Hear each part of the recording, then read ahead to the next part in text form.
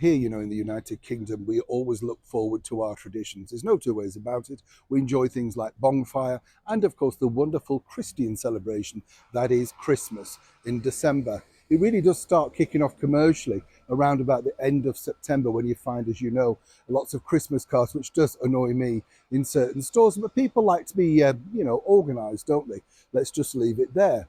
But then, of course, a lot of people look forward to the big televisual ads, all those big companies that launch their Christmas ads, and we're all supposed to be cooing and oohing and ahhing and basically wondering where we're going to find the money to go in said store and actually buy any of the goodies that they're showing us in this cost of living crisis. So it's amazing to think that this one particular, once respected British brand has literally gone down the pan with their own Christmas ad, which the CEO thought was one of the best the company had ever done. Let me explain. Hi, good morning. How are you? Nice to see you as ever, and thank you so much for joining me. Nice to have your company. Yes, Christmas is coming. Many of you probably are organised. I like the idea of those traditions, though, where people still made their Christmas puddings in advance, and left them to ferment. Do you like Christmas pudding? Are you a fan? I'm not sure I'm that bothered. I quite like the white sauce. I don't know what that is. It brandy sauce? I don't drink, but I think it's brandy sauce. Don't mind the white sauce. Not over keen on Christmas pudding as such. And who dare put a sixpence now in the pudding? If it pulled your teeth out, you couldn't afford the dentist, could you? Shocking, isn't it? Things have to change. Or do they? Because now over here in the United Kingdom, as I say, one of our leading brands has got into very hot water. This is because they've launched a Christmas ad without mentioning the words Christmas. Worse than that, they basically decided to torch everything related to everything that the British people here in the United Kingdom, and no doubt in the Commonwealth around the world, hold dear to them. Torching Christmas cards, mocking Santa, all of the things that you would have thought this is not a really good idea. Backed up with current stars of the day that they claim are very connectable, a little bit debatable there.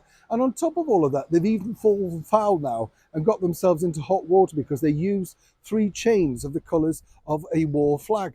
You couldn't make this up, so they had to put out an apology to apologise, etc. Now, what I can tell you about Marks and Spencer's is this. As I say, the CEO thought this was the best ad they'd ever made, and he was totally thrilled with it.